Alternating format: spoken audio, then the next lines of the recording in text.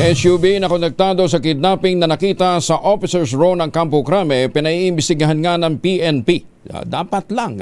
Detalye na balita mula kay Edgel Parosa, RH52. Edgel, good morning.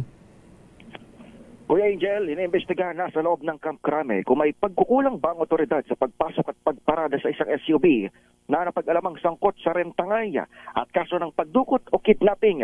Ito ay matapos depensahan ng anti-kidnapping group ang presensya ng itim na Ford Everest na natagpuan sa tapat mismo ng Officers Row ng PNP Headquarters. Ayon kay AKG spokesperson, Police Major Eleanor Villarus, totoong iminaneho ang SUV ng isang tauhan ng unit, pero ito'y para gamitin ebidensya umano sa kaso ng kidnapping sa Parañaque noong Hulyo. Nagkataon lamang na ubos na raw ang parking slot sa AKG, kaya minabuti itong iparada sa Officers Row. Bagay na wala namang koordinasyon sa Headquarters Support Service ng Camp Crame. Sabi ni PNP Public Information Chief Police Brigadier General Ramdo Tuanyo, sisiguruhin ng kampo na maparurusahan ang nagkaroon ng lapses sa insidente. August 6 nang isumpong ng mismong may-ari ng sasakyan sa HSS ng Camp Crame na nakita nilang SUV sa pamamagitan ng GPS.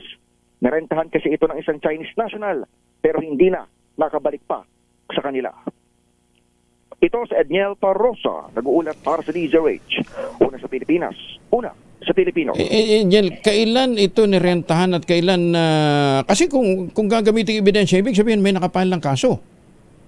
So, actually, Kuya Angel, yung mismong kidnapping case ay resolved na in a sense na may mga na-arresto ng mga suspect sa isang operation. Nagkataon na hindi raw allegedly alam ng AKG na sangkot din pala sa rentangay itong sakyan dahil itong ipinasok sa loob ng Camp Crame ay katapos lamang ng operasyon na paghuli doon sa 12 suspect. Kaya yung kanilang o yung may-ari ng SUV na allegedly nirentahan ng sakyan, nakita raw yung GPS na pumasok sa loob ng Camp Crame.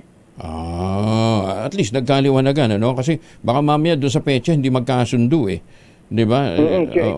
Ngayon lumalabas lang ang siguro kung mayroon mang discrepancy o pagkakaiba rito ay mukhang hindi na itimbre doon sa Camp Commander ng Crame mismo na ilalagay doon sa Officers Row yung sasakyan. Kung ganoon man ang totoong kwento ay magkakaroon daw ng magkakaroon ng parusa doon sa may lapses sa communication inside ng PNP Headquarters. Pero hindi siya nagagamit ng mga opisyal.